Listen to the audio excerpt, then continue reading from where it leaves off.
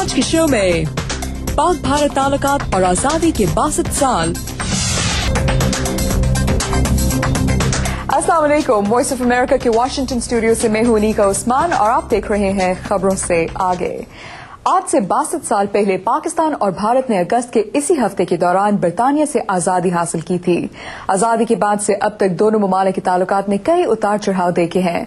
माहिरीन का कहना है कि गुज़िश्ता साल नवंबर में मुंबई के दहशतगर्द हमले के बाद दोनों ममालिक के ताल्लुकात में आने वाली कशीदगी में अब कुछ कमी आ रही है और दोनों मुल्क अमन का अमल दोबारा शुरू करने की जानिब कदम बढ़ा रहे हैं।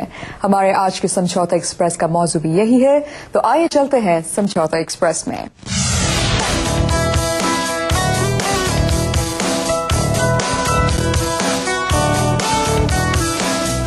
आप सबको समझौता एक्सप्रेस में खुशामदीद। मैं हूं उर्दू VOA वाशिंगटन से कौकब फरशोरी और मैं हूं वॉइस ऑफ अमेरिका हिंदी की निहारिका आचार्य।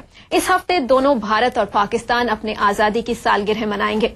पिछले 62 सालों में 62 इयर्स में इन दोनों देशों ने क्या कुछ हासिल किया है, आगे चलकर किन किन चुनौतियों का, किन किन चैलेंजेस का सामना करना पड़ेगा, आज के इस सेगमेंट में समझौता एक्सप्रेस के हम इसी पर बातचीत करेंगे। बिल्कुल निहारिका, और एक चीज जो बहुत ज्यादा इंपॉर्टेंट है वो ये समझनी कि एक तरफ से कहा जाता है कि अभी तो सिर्फ 62 इयर्स हुए हैं और 60 साल या 6 जो डेमोक्रेसी एग्जैक्टली ये नेशंस की हिस्ट्री में बहुत कम होते हैं, लेकिन दौर बदल गया है और 60 साल कोई छोटा अरसा नहीं होता। इसलिए जो चीजें अचीव नहीं की जा सकी उन्हें टाइम से मुंसलिक करना कि टाइम बहुत कम हुआ है शायद दुरुस्त नहीं होगा।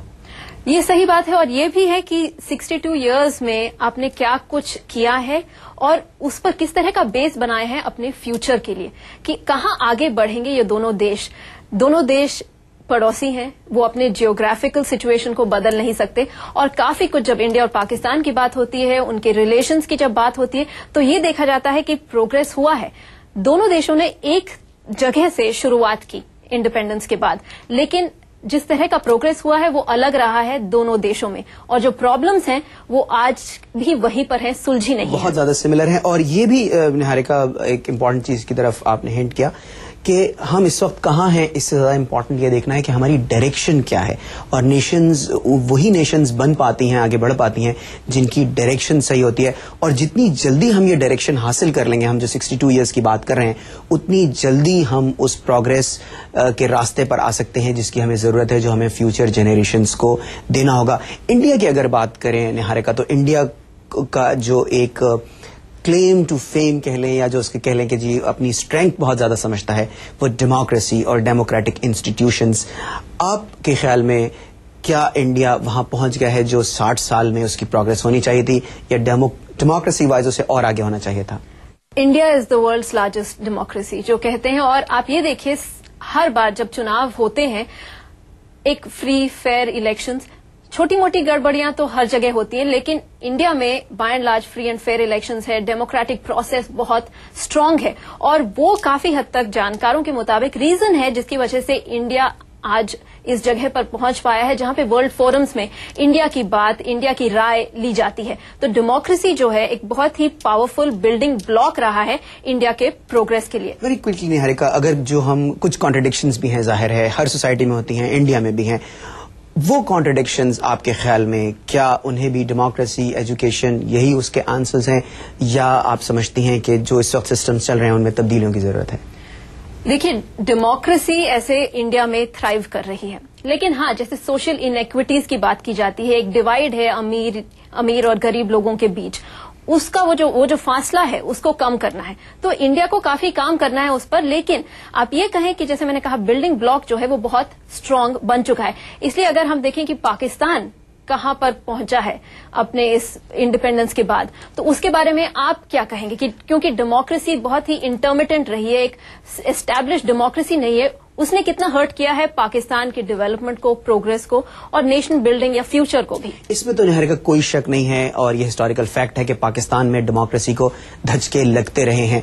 एक जो चीज अब हम देख रहे हैं, जो अभी हम डायरेक्शन की बात कर रहे थे, वो ये कि सिविल सोसाइटी एक बहुत एक्टिव रोल प्ले कर रही है। तो पाकिस्तान के फ्यूचर से जहां तक डेमोक्रेसी का ताल्लुक है, मायूस नहीं होना चाहिए। इस वक्त वहां पर जाहिर डेमोक्रेसी है और जो एक ڈیزائر ہے, جو ایک ہنگر ہے ڈیموکریسی کے لیے, رول آف لا کے لیے, جس طرح سے آپ دیکھیں وہاں چیف جسٹس ریسٹور ہوئے ہیں ایک پبلک موومنٹ کے نتیجے میں, ان چیزوں سے یہ امید ضرور جاگتی ہے کہ پاکستان اب اس راہ پر چل پڑا ہے جو کہ ڈیموکریسی کی طرف پاکستان کو ایک ٹرو ڈیموکریٹک اسٹیٹ کی طرف لے جا سکتی ہے. ہم بات کرتے ہیں فیوچر کی کہ کیا گولز ہونے چاہیے دونوں دیشوں کے اور کیا چاہتے ہیں آگے چل کر کس طرح کے نیشن اسٹیٹس یہ دونوں دیش بنے. بھارت کی بات کرتے ہیں. ہم نے اس سلسلے میں بات کی ارون کمار سے, جو واشنگٹن میں ایک بہت ہی سینئر انڈین جرنلسٹ ہیں. وہ پاکستان میں رہ کر رپورٹنگ بھی کر چکے ہیں اور ہم نے ان سے پوچھا کہ آگے چل کر ریجن میں جو اسٹیبلٹی ہے, بھارت پاکستان کے ریلیشنز کتنا افیکٹ کریں گے بھارت کے فیوچر کو, اس ریجن کے فیوچر کو. آئیے آپ کو سناتے ہیں انہوں نے کیا کہا. اگر دونوں ملک چاہیں اور ان مسئلوں کو جو ہم کو توڑتے ہیں ان کو الگ ایک طرف بیک برنر پر رکھ کر اگر ہم آپس میں بات کریں تو بہت کچھ ہے جس میں ہم کر سکتے ہیں. عام لوگوں کے لیے یہ چیزیں بہت ضروری ہیں کہ وہ آنے جانے کے لیے ان کو پوری سویدھا ملے اور جب بھی جانا چاہیں ملنا چاہیں لوگوں سے. یہ سب چیزیں پیپل ٹو پیپل کانٹیکٹ جو ہے عام لوگوں کے لیے وہ سب سے زیادہ ضروری ہے. اور مستقبل کے حوالے سے ہی ہم نے بات کی معروف پاکستانی اسکالر ڈاکٹر فاروق حسنات سے, جو یہاں واشنگٹن کے مڈل ایسٹ انسٹیٹیوٹ سے وابستہ ہیں. انہیں اکثر ہمارے شو میں دیکھتے بھی رہتے ہیں. آئیے سنتے ہیں ڈاکٹر صاحب کا کیا کہنا ہے.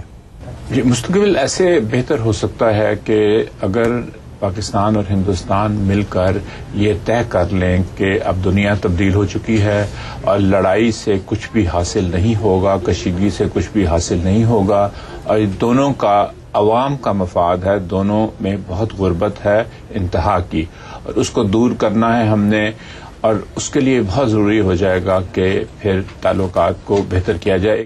فیوچر کی بات جب کی جاتی ہے کوکب, تو شاید اس بات پر فوکس کرنا چاہیے کہ دونوں دیش اگر ساتھ مل کر آگے بڑھیں تو پروگرس واقعی میں ہو سکتا ہے. یہ نہیں سوچنا چاہیے کہ ایک دیش کی پروگرس کے لیے دوسرے دیش کو پیچھے چھوڑنا چاہیے. بالکل نہارگا, اور جیسے کہ کہتے ہیں یہاں پر ہم ایکسپریشن سنتے ہیں کہ رائزنگ ٹائڈ لفٹس آل دا بورڈز. ریجن ایک ساتھ ترقی کرتا ہے. امریکہ کینیڈا کی مثال ہمارے سامنے ہے, اور ہم اس امید کے ساتھ کہ اگلی بار جب ہم انڈیپینڈنس ڈے اسپیشل آپ کے لیے لے کر آئیں گے تو اس وقت دونوں ملکوں کے تعلقات مزید بہتر ہو چکے ہوں گے. کوکب اور نہارگا کو آج کے سمجھوتا ایکسپریس سے اجازت دیجیے.